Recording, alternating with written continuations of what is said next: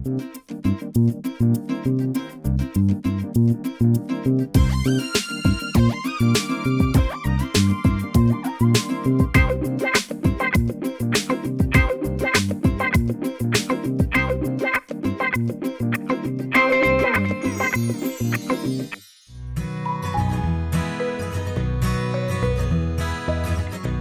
There अस्सलाम वालेकुम। आज 42 के साथ आपकी मेज़बान ज़ोया मलिक। पाकिस्तान की म्यूज़िकल इंडस्ट्री को अल्लाह ताला ने बहुत ही टैलेंटेड गुलकारों से नवाजा है जिन्होंने पूरी दुनिया में पाकिस्तान का, पाकिस्तानियों का नाम रोशन किया है।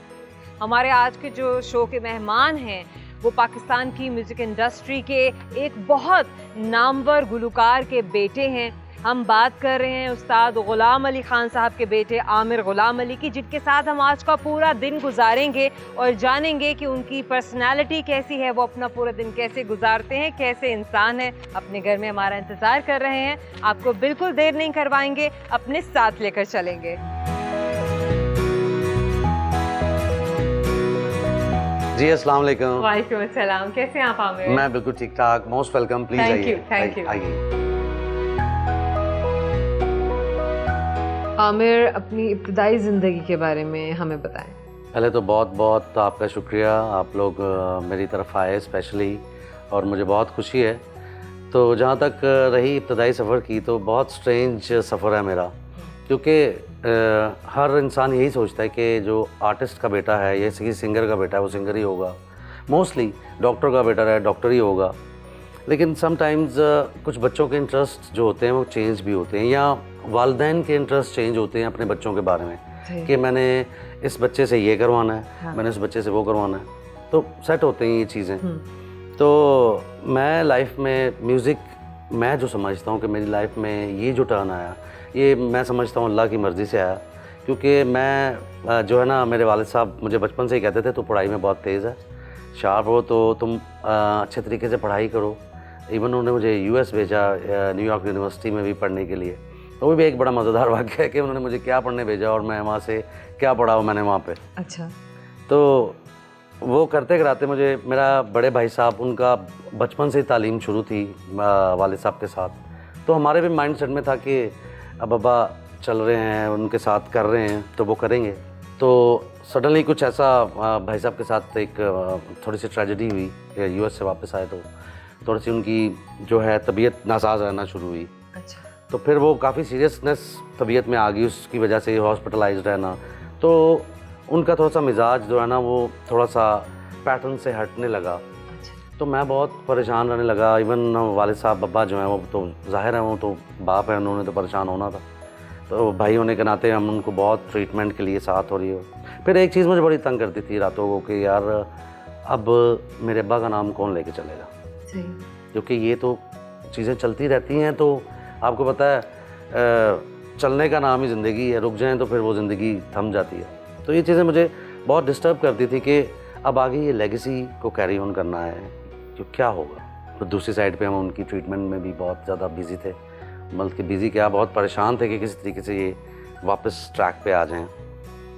तो बस उसी दौरान मैं बाहर था, मुल्क से, पाकिस्तान से बाहर था, दुबई में। मुझे अब्बा ने कहा था कि तुम वहाँ पे कोई बिज़नेस वगैरह करो। तो लेकिन उन बिटवीन जब मैं वापस आया, मैंने ये सोचा कि अब इस चीज़ को आगे कैसे लेके चलना है। तो दिमागों में ख्याल आता था, रातों को अक्सर नींद भी नहीं आती थी। तो खैर म्यूज़िक का मुझे शौक़ बहुत था सुनने का। इवन मेरे कमरे में मैंने अपना ड्रम्स रखे होते थे, मैंने अपना हारमोनियम रखा होता था, कीबोर्ड्स रखे होते थे, जो मैं खुद अपने लिए मज़ा लेना, आपको कहते हैं ना शौकिया अपने लिए मज़ा लेना है, वो करता था। तो फिर मैंने ऐसे अचानक बैठे बैठे एक एल्बम प्लान हुआ। मेरे कज़न है, मेरा भाई भी है, दोस्त भी है, कोलीग भी है, साहिर अली बगा। तो हम दोनों ने बैठे बैठे बस प्लान किया कि लेट्स डू एन एल्बम, गाने करते हैं। तो उसने वो म्यूज़िक अरेंजमेंट शुरू किए, कंपोजिशंस बनाना शुरू की। तो फिर वो एल्बम जब बना तो उसमें मैं उस एल्बम को लेके 3-4 गाने ही बने थे, उसके डेमोज लेके मैं अक्रॉस द बॉर्डर हमारे पड़ोसी मुल्क में गया।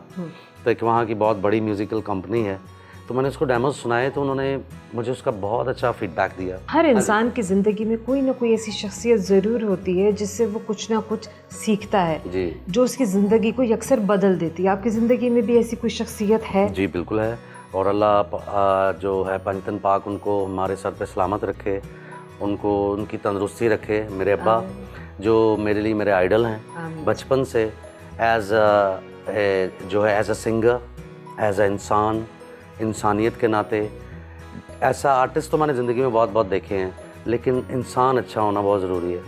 कि आजकल का दौर ये है कि एक आध गाना हिट हो जाए तो लोग अपने आप को पता नहीं कहाँ पे महसूस करते हैं। तो एक बंदा जिसने पूरी दुनिया के दिलों को चोरी कर लिया हो, लूट लिया हो, और वो इतना डाउन टू अर्थ हो, ये बहुत कम देखने को मिलता है। और उतना ही वो अपने दीन में इंटरेस्ट लें। मेरे अब्बा माशाल्लाह 5 वक्त नमाज, तहज्जुद सब पढ़ते हैं। अब वो इन दुनिया को इतना काम करने के बाद अब उन्होंने अपना लॉ जो है वो तो बड़ी देर से अल्लाह की तरफ लगाया है, उनका काम ही यही है। ऐसे ही।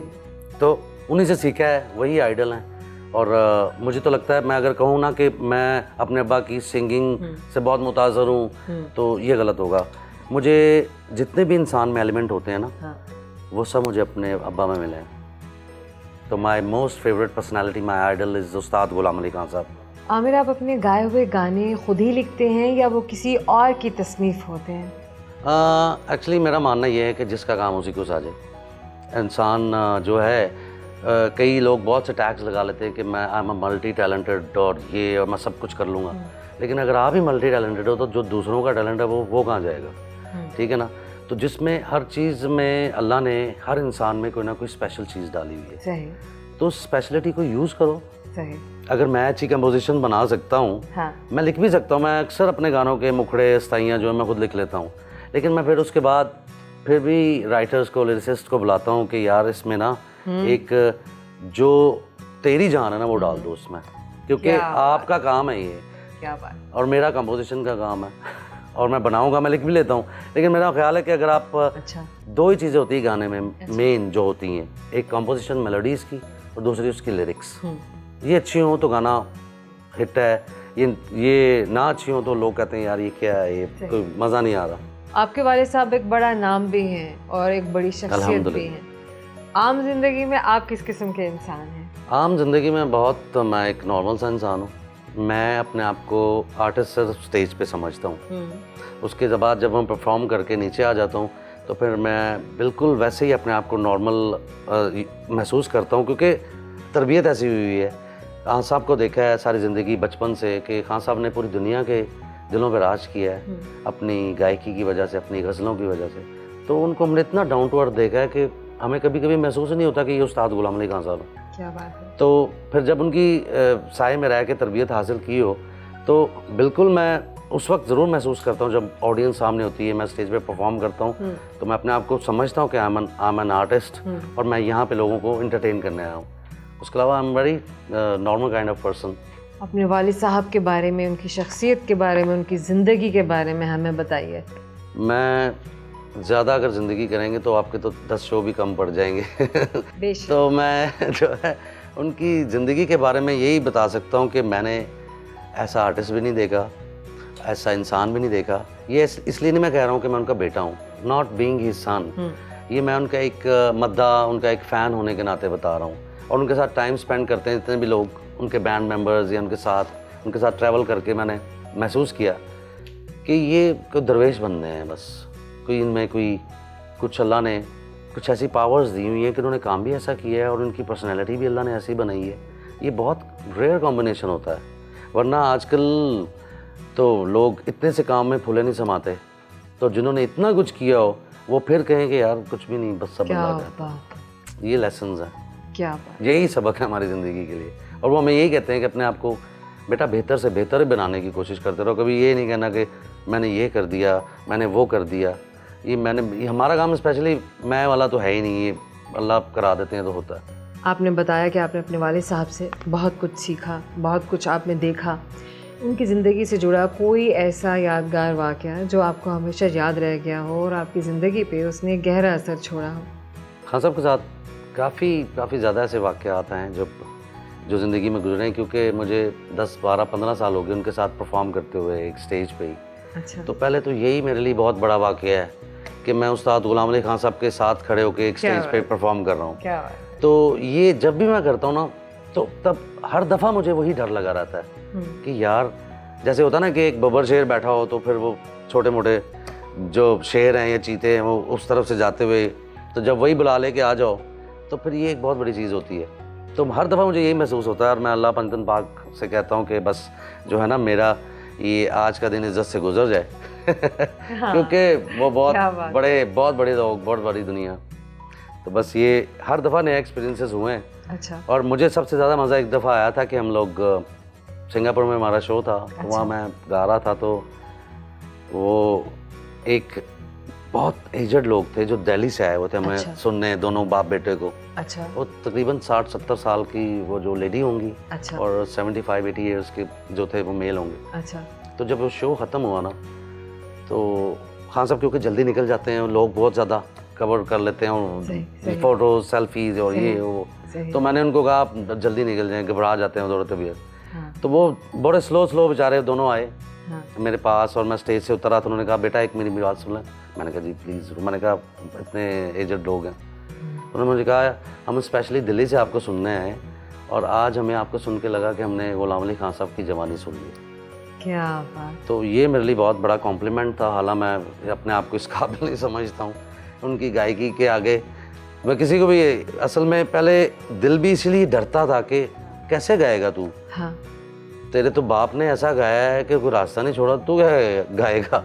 तो लेकिन you know show must go on, हिम्मत भी करनी पड़नी थी और करना भी था क्योंकि मेरी ज़िंदगी का एक ख्वाब है। मैं आपको अपनी ऑडियंस को शेयर करता चलूँ कि जब तक ये दुनिया रहे ना तब तक हमारे लेजेंड्स का नाम रहे। उसमें मेरे अब्बा उस्ताद गुलाम अली खान साहब हैं, उस्ताद मेहदी हसन खान साहब हैं, उस्ताद नुसरत फ़तेह अली खान साहब हैं, मैडम नूर जहान है, फरीदा जी हैं। ये नाम ना ताक़यामत रहने चाहिए। उसमें चाहे हम मेहनत करें, उनकी औलादें मेहनत करें, हाँ। हमारी गवर्नमेंटें मदद करें या कोई इंस्टीट्यूशन इसमें है, इनको चलना चाहिए। बस ये मेरा एक ख्वाब है।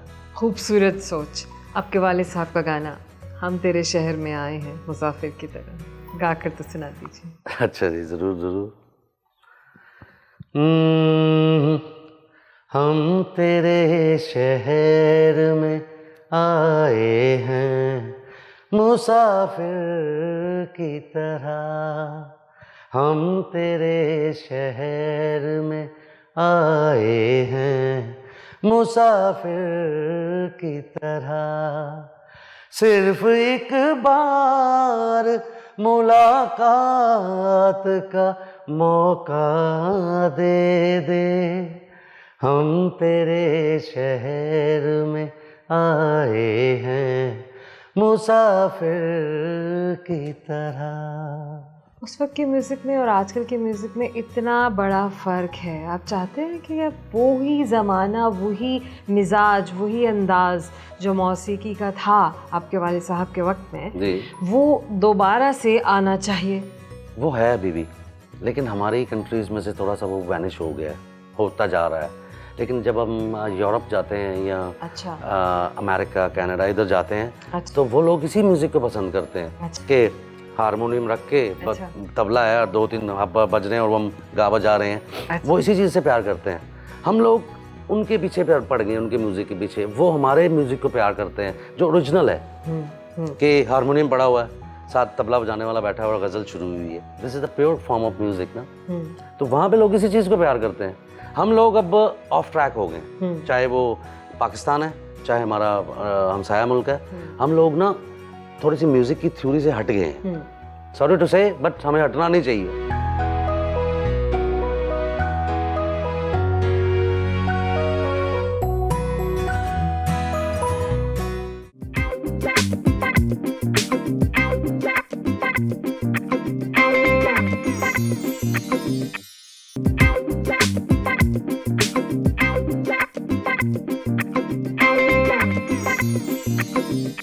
आपसे मैं आज पूछूंगी आपके फर्जंद के बारे में। जी। आमिर गुलाम अली के बारे में आप बताइए कि ये कैसे बेटे हैं आपके। ये आमिर भी है, गुलाम भी है और अली का मानने वाला भी है। यही अल्लाह का करम है। तो मैं जो जहाँ तक मैं इसके लिए महसूस करता हूँ तो ये है कि बहुत डीपली म्यूज़िक को प्यार करता है। वो मेरे से भी बहुत प्यार करता है जी। क्योंकि फादर से तो प्यार करना वैसे ही ठीक है, वाजिब है, एक दूसरी बात है। लेकिन एज ए म्यूज़िक के हवाले से भी ये मुझे बहुत चाहते हैं, और ख़ास करके बारीकियों में जो असल म्यूज़िक की बारीकियाँ होती हैं ना, उनको ये अपनाना चाहता है और अपना रहा है। अल्लाह का मेरी दुआ है कि अल्लाह करे परवरदिगार इसी तरह सुर में पूरी लाइफ गुजरे और सुर में इनका भी नाम हो जैसा अच्छे लोगों का होता है। खान साहब, एक बात बताइए, जब ये छोटे थे तो क्या आपने तब भी ये सोचा था कि आपकी लेगेसी को, आपके नाम को यही लेकर आगे दुनिया में अपना नाम बनाएंगे? ये दुनिया में दोस्तों से प्यार करने वाला और म्यूज़िक से खैर बहुत ज़्यादा प्यार करने वाला, और सबसे ज़्यादा अच्छी म्यूज़िक जो अच्छा सिंगर हैं कोई भी हो, मैं तो खैर बाप हूँ, तो कोई भी सिंगर अच्छा हो तो इनको मैं यही कहा है कि बेटा अच्छी चीज़ जो है उसे अच्छा कहना वाजिब होता है। क्या बात, क्योंकि अपने अंदर भी वो अच्छाई आना शुरू हो जाती है। और इसमें ये वो बात है कि वो बारीकियों में म्यूज़िक की जो तय है उसको समझता है। क्योंकि मेरी रिकॉर्डिंग भी बहुत दफ़ा इसने करवाई। मैं पहले मेरे छोटे भाई ने करवाता रहा, आशिक अली, फिर ये इंडिया में काफ़ी मेरी रिकॉर्डिंगें, वो जो अपना एक पूरा एल्बम किया था आशा भोंसले और मेरा साथ, इसने कंपोजिशन किया था सारा। क्या बात है। इसमें तो वो इनसे बड़ा आशा जी बहुत प्यार करने कहते मेरा बेटा है तो जैसा कहेगा मैं वैसा करूँगी, तो इस तरह बड़ा बहुत ज़्यादा करते थे। आमिर का कोई ऐसा यादगार वाक़या बचपन का जब इन्होंने कोई शरारत की हो, कभी आपको कुछ बहुत अच्छा लगा हो या किसी बात से अब तक नहीं कहो, शरारतें की हो। अच्छा ठीक है, शरारतें। तो कोई मज़ेदार सी बात आप हमें भी बताएं। बस यही है कि जब बैठे बैठे गाड़ी लेके गायब हो जाता था तो मैं इसको ढूंढने शुरू कर देता। तो मैंने कहा तो यार चाहता क्या है, गाड़ी ले जा किसी मुल्क में चलाता जा, तो कोई बात। तो बहरहाल तो इसका ज़्यादा मूड था अपने उसमें पढ़ाई में भी वो पूरा वक्त दिया, कम दिया, लेकिन अपने काम में ज़्यादा इसका मूड था। तो अल्लाह ने चाहा तो मालिक ने मेहरबानी की तो ये उस वक्त उस तय पे आ गया, उस जगह पे आ गया जहाँ पे फनकार का इश्क होता है। इश्क जब शुरू हो जाए ना तो अपने फ़न से इश्क होना चाहिए। तो ये इश्क करने लग गया, सभी से रात अपने काम में जागता रहता है। हम भी बहुत जागे हैं अपनी एज में। हम भी 8-8 10-10 दिन टूर अमेरिका का हो रहा है, कनाडा का हो रहा है, सो नहीं रहे, सुबह 8 बजे की फ़्लाइट पकड़ रहे हैं, रात को 3 बजे सो रहे हैं।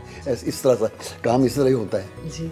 बहरहाल तो इसमें मैंने जो अपने उस्तादों से सीखा या अपने बाप से दुआएं ली, तो इसने ये भी बहुत इसकी कोशिश होती है कि मैं किसी तरह खुश रहूं। क्या बात। तो ये बहुत अच्छी बात है। सरकारी मुलाजिम को पेंशन मिलती है, आर्टिस्ट को भी मिलती है? सिर्फ पेन मिलता है क्योंकि बाकी अपनी कोशिश से आदमी जो कुछ है ऊपर मालिक बैठा है वो कर, जितना पॉपुलर अगर वो लोग सुनने लग जाएं, लोग प्यार करने लग जाएं, तो कुछ लोग ऐसे होते हैं। हर आर्टिस्ट तो ऐसा नहीं होता। ये प्यार हुकूमत ने ना किया, कहाँ करना तो चाहिए। जी, इसमें मैं एक बात ऐड ऑन करना चाहता हूँ, अपने गवर्नमेंट से भी अपील करना चाहता हूँ और अपने जो तमाम हमारे मुल्क के म्यूज़िक लवर्स हैं, जो हमारे लेजेंड्स को प्यार करते हैं और असल म्यूज़िक से प्यार करते हैं, तो हम तो इनकी पाँव की धूल के बराबर भी नहीं है जो आजकल के आर्टिस्ट, और जैसे उस्ताद गुलाम अली खान साहब बैठे हुए हैं, या उस्ताद मेहदी हसन खान साहब थे, उस्ताद नुसरत अली खान साहब, फरीदा खानम जी, मैडम नूर जहाँ।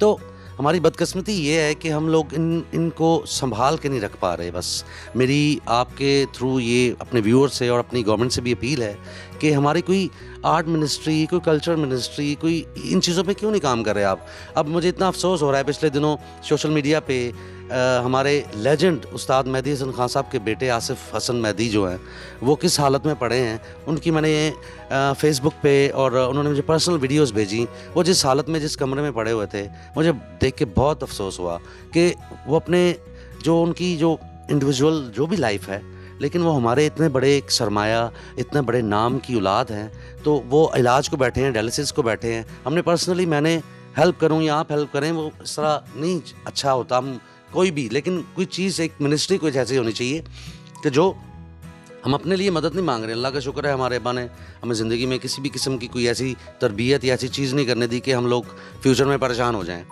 लेकिन जो लोग जो हमारे कुलीग हैं, जो हमारे बड़े हैं, जो हमारे फील्ड से रिलेटेड हैं, गज़ल से रिलेटेड हैं, तो मुझे तो पर्सनली ज़ोया जी बहुत दुख हुआ और मैंने पर्सनली उनकी हेल्प आउट की। मैं ये कहना नहीं चाहता था। फिर मेरे दोस्त हैं, हमारे भाई बहुत अच्छे, इब्रारुल हक साहब, उनसे मेरी बात हुई, वो गवर्नमेंट में भी हैं। उन्होंने भी मिल के उनका डायलिसिस वगैरह वहाँ पे एक रूटीन में करवाने की कोशिश की और हो रहे हैं। लेकिन मैं अपनी गवर्नमेंट से अपील करूँगा कि कम से कम अपने असासों को, अपने सरमायों को और उनकी औलादों को कोई अच्छा प्लेटफॉर्म दें, कोई अच्छी मिनिस्ट्रीज़ दें, कोई अच्छी पोस्ट दें जहाँ पे वो बैठ के आगे न्यू टैलेंट्स को, हम लोग बैठे हैं, हम लोग आगे न्यू टैलेंट को ट्रेन करने के लिए, हमें इनकी कदमों के सदक़े में जो भी इन्होंने बताया, हम आगे लोगों को बताने के लिए रेडी हैं। इल्म बांटने से बढ़ता है, लेकिन कोई ऐसी अपॉर्चुनिटी मिलनी चाहिए हमारी गवर्नमेंट की तरफ से, हमारे म्यूज़िक लवर्स की तरफ से। ऐसा इंस्टीट्यूट होना चाहिए, कोई अकेडमी होनी चाहिए, आर्टिस्ट सिक्योर हो सके, ताकि हम अपने लेजेंड्स की रिकग्निशंस को लूज़ ना करें, ताकि आने वाले जो लेजेंड्स बनेंगे ना, वो कोई बुरा सबक ना लेने इन चीज़ों से। बस ये मेरी एक इल्तिजा है, रिक्वेस्ट है। हाँ साहब, आपकी जो सबसे खूबसूरत गज़ल है, जो हर किसी को याद है, सबके दिलों में रहेगी, हमेशा जिंदा रहेगी, चुपके चुपके रात। अच्छा, आप हमें गुनगुना के सुना दीजिए। अच्छा, माशाल्लाह, ज़रूर।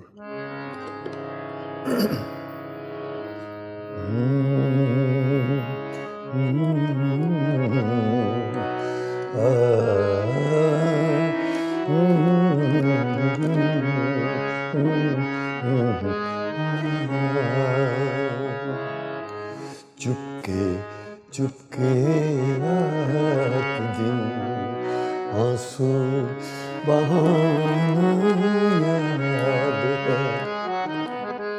चुपके चुपके चुपके चुपके चुपके चुपके चुपके चुपके रात दिन आंसू बहाना याद है। हमको अब तक आशिकी का वो ज़माना याद है।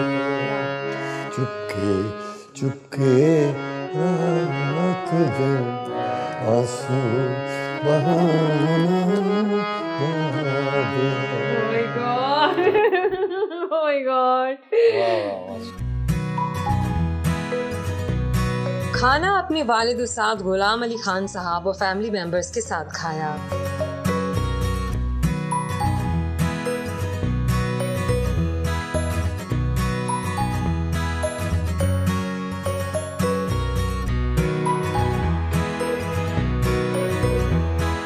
अब खानों के किस हद तक शौकीन है? ये तो आपने अंदाज़ा लगा लिया होगा जब हम खाने की टेबल पे थे। आप इतना ज़्यादा नहीं खाते? हाँ जी, मैं ज़्यादा खा नहीं सकता हूँ, लेकिन मुझे अच्छा खाना बनवाने की और उस टेबल पे सजाने की और सब लोगों को, और एक और चीज़, मैं अकेला खाना खा भी नहीं सकता हूँ। मैं जब भी खाना खाता हूँ तो मेरे साथ 4-5 अल्हम्दुलिल्लाह लोग बैठे होते हैं, तो मुझे मज़ा आता है खाना खाने में उनके साथ में, सब इकट्ठा हो, बरकत भी होती है इत्तेफाक में। फारिग औकात में क्या करना पसंद करते हैं?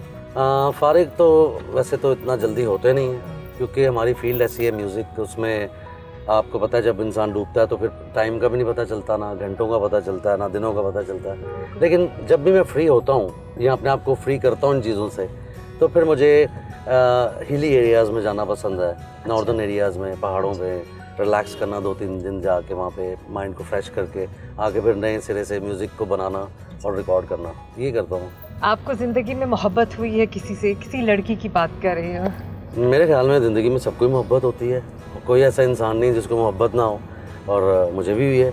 और अल्हम्दुलिल्लाह के जिससे मोहब्बत की वो मेरे साथ है, मेरे पास है, मेरी वाइफ है, अल्हम्दुलिल्लाह।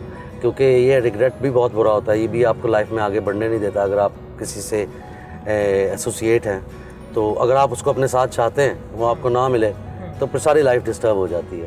तो मेरे ख्याल में सबको प्यार होता है और होना चाहिए, प्यार के बगैर ज़िंदगी अधूरी सी लगती है।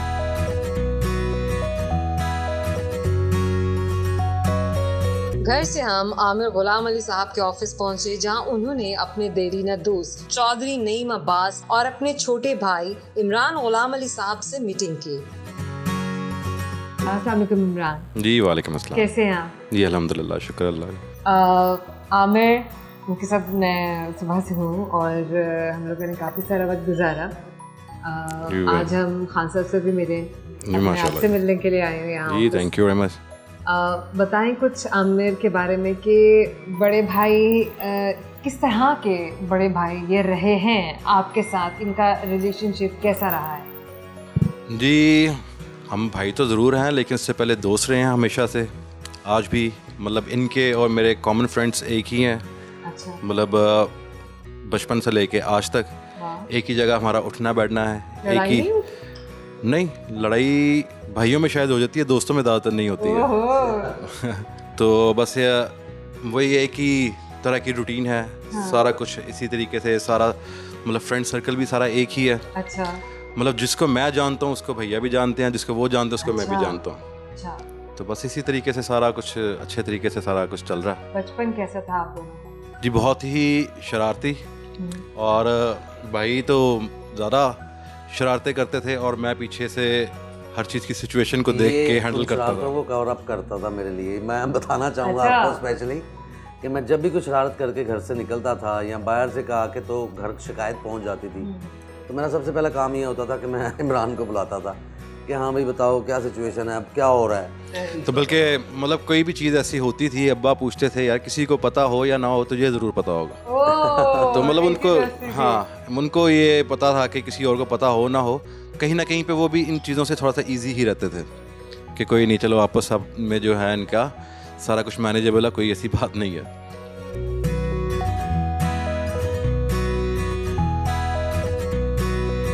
ऑफिस से हम नामवर गुलूकार साहिर अली बगा साहब के घर रवाना हुए।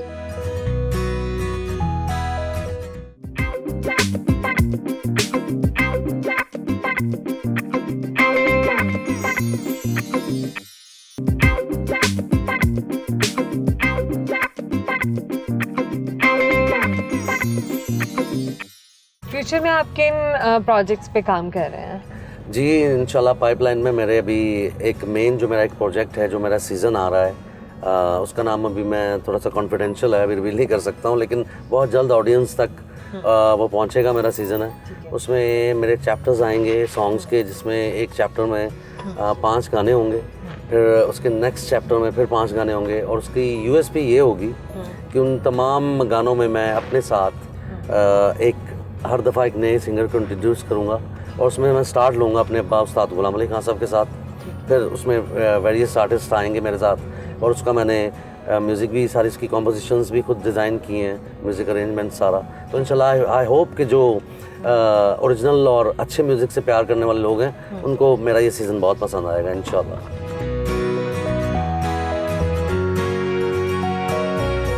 साहिर अली बगा ने हमारा इस्तकबाल किया।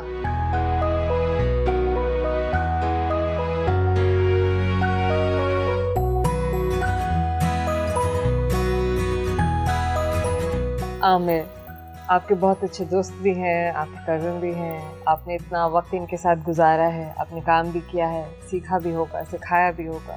कैसा रहा ये सारा सफ़र? मैं इस इंसान के बारे में ये बताना बड़ा ज़रूरी समझूंगा कि is a very kind person, और मेरे लिए तो बहुत ज़्यादा मेरे लिए समझ लें कि कुछ लोग आपकी ज़िंदगी में स्पेशल होते हैं।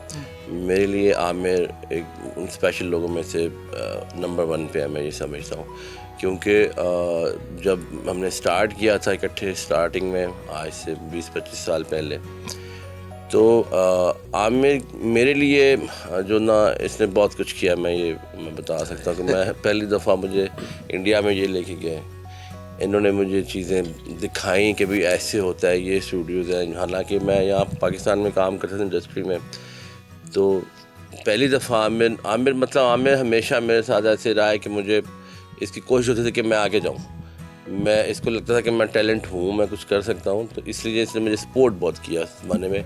आप दोनों ने कितने प्रोजेक्ट्स में एक दूसरे के साथ काम किया?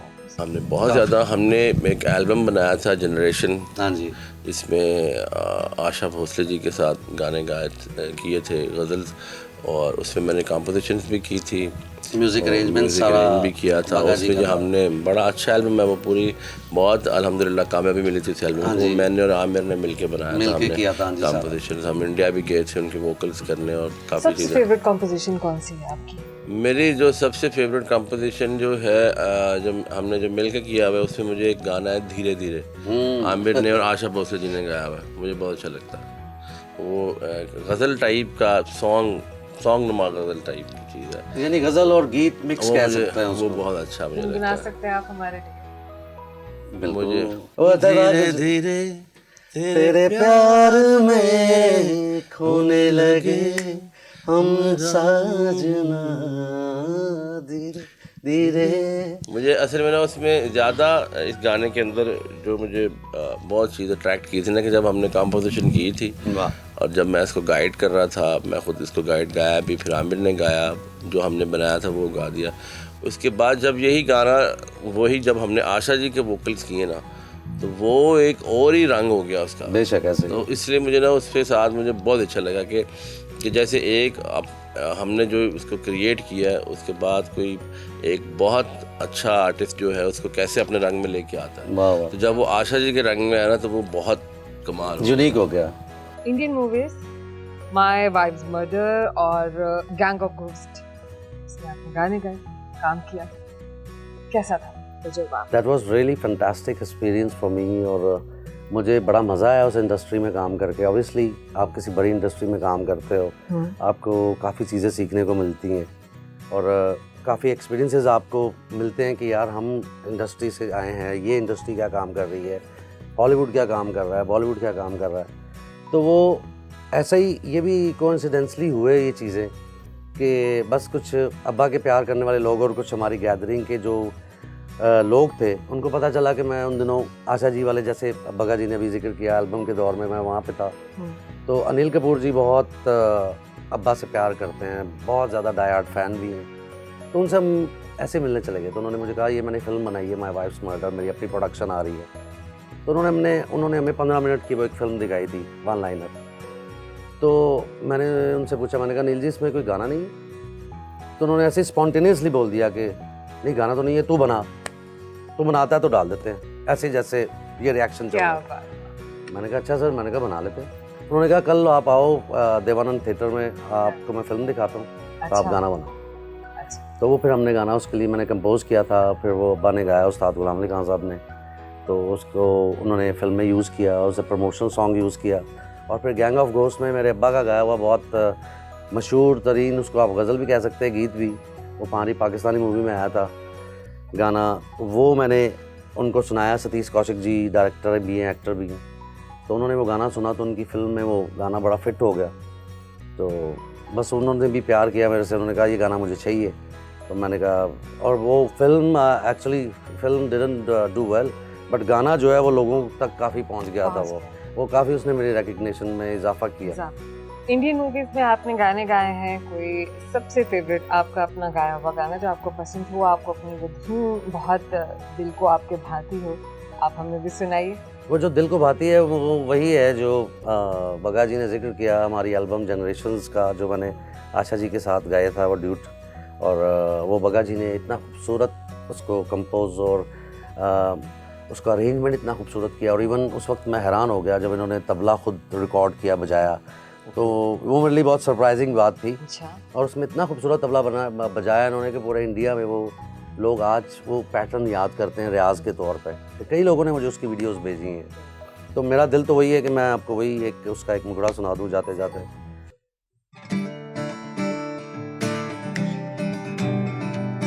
धीरे धीरे धीरे धीरे धीरे धीरे धीरे धीरे धीरे धीरे तेरे प्यार में खोने लगे हम साजना, धीरे धीरे तेरे प्यार में खोने लगे हम साजना, तेरे बिना अब जानिया चैन पाएगा दिल कहाँ, धीरे धीरे तेरे प्यार में खोने लगे हम साजना।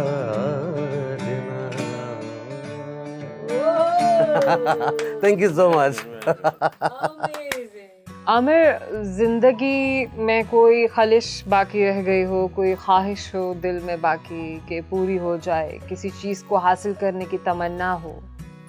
ऐसे जैसे मटेरियलिस्टिकली तो कोई ऐसी मेरी ख्वाहिश बाकी नहीं रही। दुनिया में चीज़ें, लोग प्यार भी करते हैं, अल्लाह ने पहचान भी दे दी है, सब कुछ है, अल्लाह का शुक्र है। जब आँख खोली थी तब से स्टारडम भी देख रहे हैं, और यही देखा है कि एक सेलिब्रिटी की औलाद, जैसे वो खुद भी सेलिब्रिटी होती है, लेकिन हम्बलनेस होनी चाहिए, ठीक है। एक ख्वाहिश है मेरी ज़िंदगी की जो मैं चाहता हूँ अल्लाह पंचन पाक उसको पूरा करें, वो ये है स्पेशली कि मैं अपने अब्बा के नाम की उस्ताद गुलाम अली खान म्यूज़िक एकेडमी पूरी दुनिया में बनाना चाहता हूँ। And I start from Pakistan and then I open it in Dubai, फिर यूके, फिर अमेरिका, कनाडा। ये मेरी एक, समझ लें अब ज़िंदगी का एक मेन ख्वाहिशों में से मेन एक ख्वाहिश यही है अब।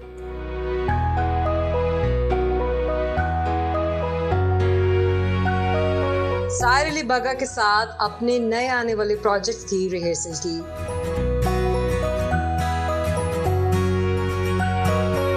दोस्तों, आज का दिन बहुत ही अमेजिंग, बहुत ही हसीन, एक खूबसूरत सी शख्सियत के साथ आमिर ग़ुलाम अली को जानकर आज बहुत ही अच्छा लगा किस तरीके से वो अपना दिन गुजारते हैं, किस किस तरह के काम किए, किस तरह के दोस्त हैं और क्या क्या कुछ करने वाले हैं। यकीनन आप लोगों को भी आज का शो बहुत अच्छा लगा होगा। अपना फीडबैक हमें ज़रूर दीजिएगा और हमारे अगले शो को ज़रूर देखिएगा। दुआ में याद रखिएगा, अपना ख्याल रखिएगा। अल्लाह हाफ़िज़।